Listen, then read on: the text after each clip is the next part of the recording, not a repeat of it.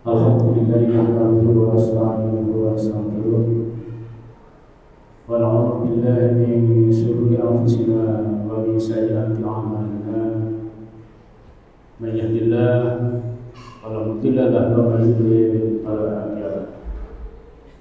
Asyhadu an la ilaha illallah wahdahu la syarika lahu wa asyhadu anna Muhammadan abduhu wa rasuluhu la nabiyya ba'dahu. Allahumma shalli wa sallim wa barik ala nabiyyina Muhammadin wa ala alihi wa sahbihi ajma'in. Wa ya ibadallah, usikum wa nafsi bi taqwallah, faqad faza al-muttaqun.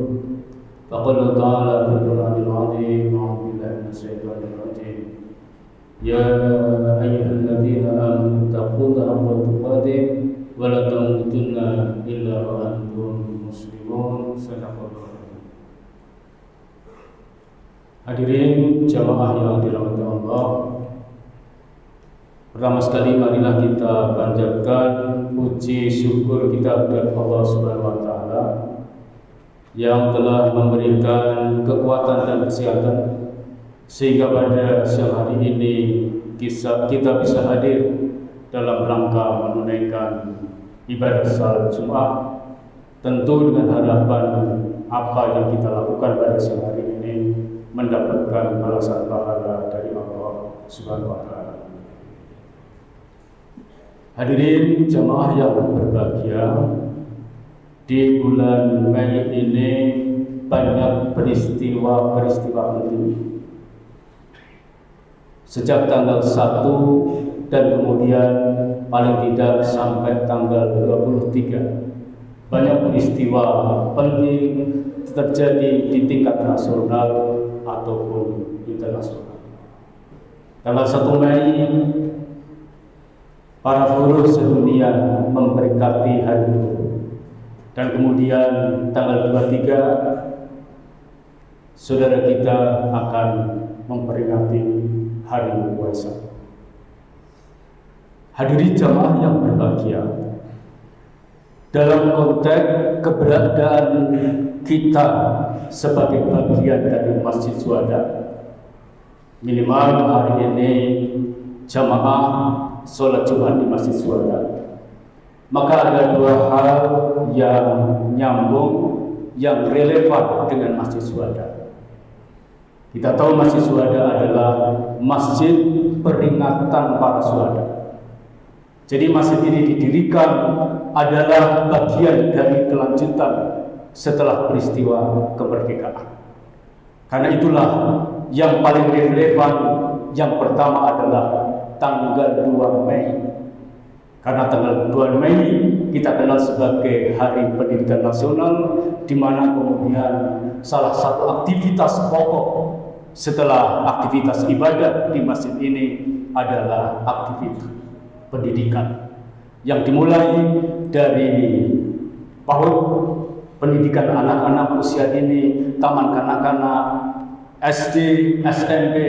Insya Allah sebentar lagi Syuhada akan mendirikan SMA. Di samping kita sudah punya perguruan tinggi, yaitu Sekolah Tinggi Ilmu Dakwah Masjid Syuhada, Sekolah Tinggi Agama Islam Masjid Syuhada.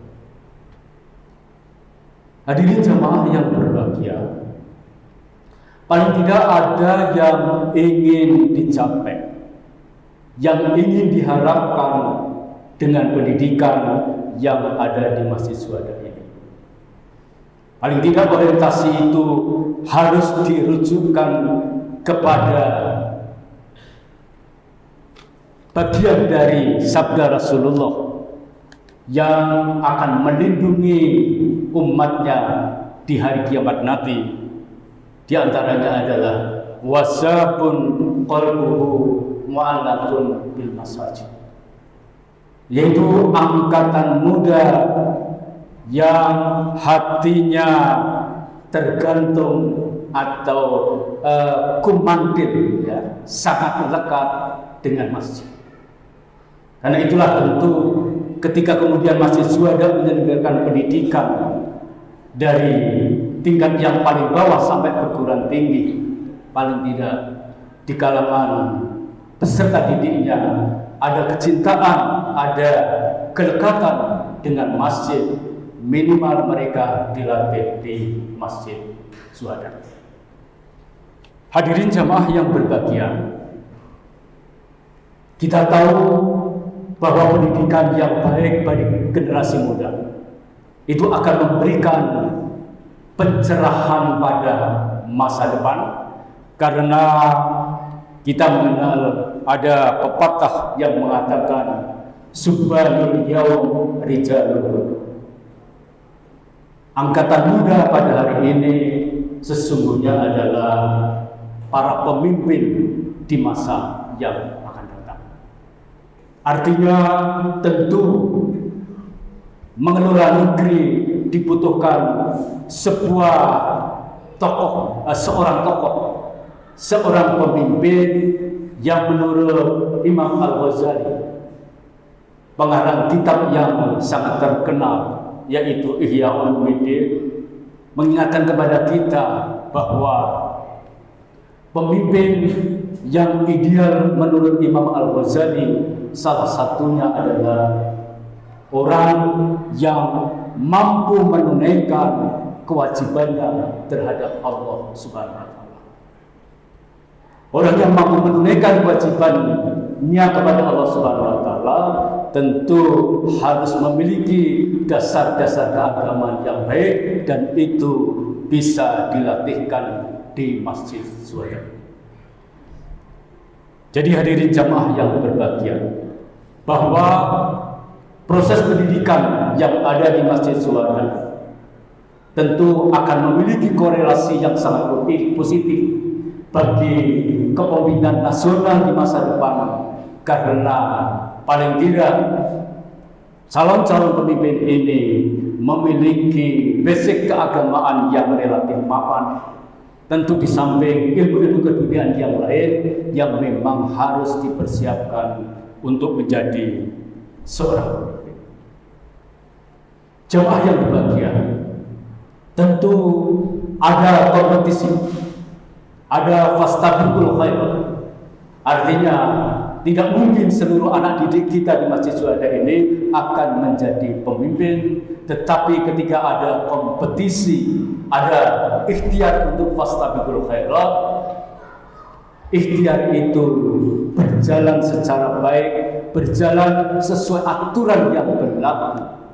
Jangan kemudian kita menjadi mundur ke belakang ketika ada pepatah mengatakan laisal fata may yaqulu kana abi walakinnal fata may yaqulu ha ana. Jangan sampai kita menjadi generasi Masjid Syuhada ini, alumni Masjid Syuhada ini hanya membanggakan orang tuanya. Laisal fata may yaqulu kana abi. Bukanlah pemuda yang baik yang masih mengatakan inilah bapak. Walakinnal fata may yaqulu ha ana. Tetapi pemuda yang sesungguhnya adalah yang mampu mengatakan inilah saya, yang siap berkompetisi dengan siapapun secara fair, secara adil, secara transparan sesuai dengan aturan hukum yang berlaku. Jadi hadirin jamaah yang berbahagia, kita melihat proses pendidikan menjadi sesuatu yang mutlak diperlukan bagi kepemimpinan kita masa depan. Kita sebagai bagian dari republik ini, paling tidak ormas-ormas Islam besar sudah menyatakan bahwa NKRI ini merupakan negara yang sudah final. Artinya negara Indonesia yang kemudian ada monumen Masjid Syuhada ini merupakan hasil perjuangan kaum muslimin dan kelompok-kelompok masyarakat yang lain yang terikat dalam negara Republik Indonesia. Hadirin jamaah yang berbahagia, paling tidak kita juga bisa melihat bagaimana Rasulullah ketika membangun kota Madinah, mereka punya Rasulullah sepakat dengan penduduk Madinah dengan adanya piagam Madinah.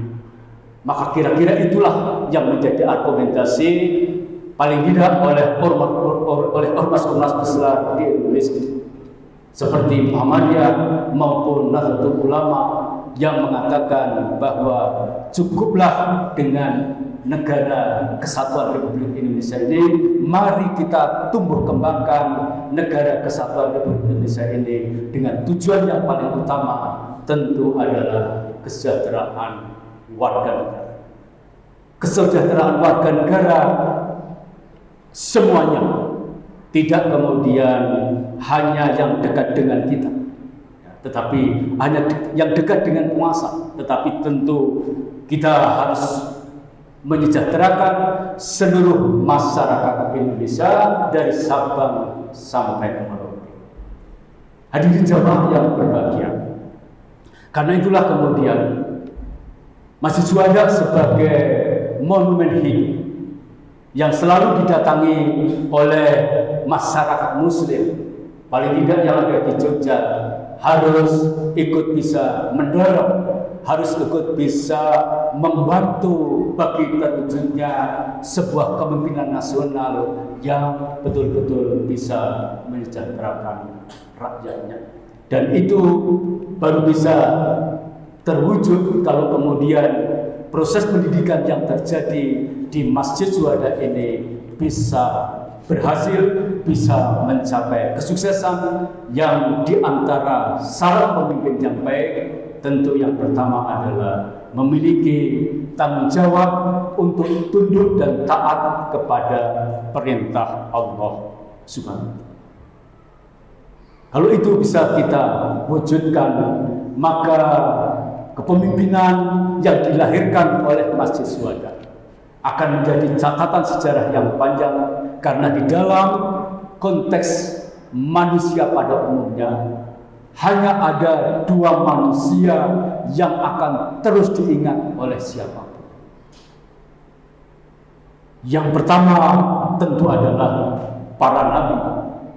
Para nabi akan selalu dikenal oleh umat manusia di belahan yang manapun, tentu dengan persentase jumlah pengikutnya yang berbeda-beda. Tetapi kemudian pemimpin yang akan dikenal oleh masyarakat dunia adalah tentu pemimpin yang mampu mensejahterakan rakyatnya, pemimpin yang mampu membawa gerbong masyarakat kepada kehidupan yang menyejahterakan, tidak hanya di dalam kehidupan di dunia, tetapi kehidupan di akhirat. Karena hadirin jamaah yang berbahagia, kita tahu persis sebagai seorang muslim, kita punya doa yang senantiasa kita sampaikan, kita mintakan kepada Allah dengan doa samujagat. Rabbana atina fid dunya hasanah wa fil akhirati hasanah wa qina adzabannar. Sebuah doa yang menginginkan kesejahteraan, kebahagiaan itu tidak hanya bersifat duniawi, tetapi juga bersifat ukhrawi. Hadirin jamaah berbahagia, jadi sekali lagi bahwa kita sebagai bagian dari Masjid Syuhada, ya, ada proses pendidikan yang sedang berjalan. Tentu orientasinya tidak lain bagaimana anak-anak didik kita ini bisa menjadi pemimpin di masa yang akan datang, dan pemimpin di masa yang akan datang yang sesuai dengan tuntunan Al-Quran maupun As-Sunnah, tentu yang memiliki ketundukan, memiliki kepatuhan kepada Allah Subhanahu wa Ta'ala, di samping kepatuhan terhadap aturan-aturan yang harus dibenarkan.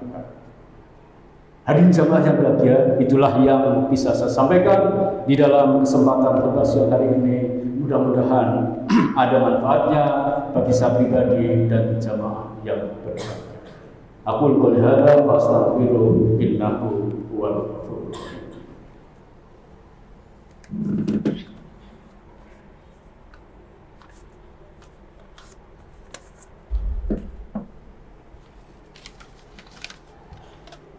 Alhamdulillahirabbil alamin, wassalatu wassalamu ala asyrofil anbiya'i wal mursalin المرسلين محمد وعلى آله وصحبه أجمعين. أشهد أن لا إله إلا الله وحده لا شريك له وأشهد أن محمدا عبده ورسوله لا نبي بعده. فيا عباد الله أوصيكم ونفسي بتقوى الله فقد فاز المتقون. فقال تعالى في القرآن العظيم أعوذ بالله من الشيطان الرجيم والعصر إن الإنسان لفي خسر إلا الذين آمنوا وعملوا الصالحات وتواصوا بالحق وتواصوا بالصبر. Hadirin jamaah yang berbahagia, sebagai penutup khutbah, kita masih ingat pelajaran dari tokoh pendidikan nasional Ki Hajar Dewantara yang menyatakan ing ngarsa sung tulodo ing madya mangkarsa tuturi hadana. Sesungguhnya ini tidak hanya menjadi kewajiban pendidik agar murid-muridnya bisa juga mencontoh, meneladani apa yang diajarkan oleh Ki Hajar Dewantara. Tetapi sungguhnya bagi siapapun, bagi kita, hendaklah kita selalu menjadi teladan ketika posisi kita berada di depan. Dan kemudian kita ketika berada di tengah mampu membangun ide dan gagasan. Tentu bagi kebaikan, bagi kesejahteraan lingkungan atau maupun masyarakat yang lebih luas. Dan kemudian ketika kita berada di belakang, maka kita harus bisa memberikan motivasi dan dukungan kepada lingkungan sekitar kita, kepada siapapun yang bisa kita dakwah. Artinya apa yang diajarkan oleh Ki Hajar Dewantara itu tidak hanya khusus dari guru kepada murid, tetapi bisa kita praktekkan di dalam keseharian kita. Innallaha wa yusalluna Nabi ya ayyuhalladzina amanu sallu alaihi wasallam taslima. Allahumma ighfir lil muslimin wal muslimat wal mu'minin wal mu'minat al ahya'i wal amwat innaka sami'un qaribun mujibud da'wat. Rabbana atina fid dunya hasanah wa fil akhirati hasanah wa qina adzabannar. Rabbana srif 'anna as-su'a bima syi'ta wa kaifa syi'ta innaka 'ala ma tasawwur. Rabbana srif 'anna as-su'a bima syi'ta wa kaifa syi'ta innaka 'ala ma tasawwur. Allahumma inna nas'aluka min husnil khatimah wa na'udzu bika min su'il khatimah wa na'udzu bika min fitnatil mahya wal mamat wa min syarri fitnatil masiihid dajjal. Wa sallallahu ala Muhammadin wa ala alihi wa sahbihi wa sallam walhamdulillahi rabbil alamin wa la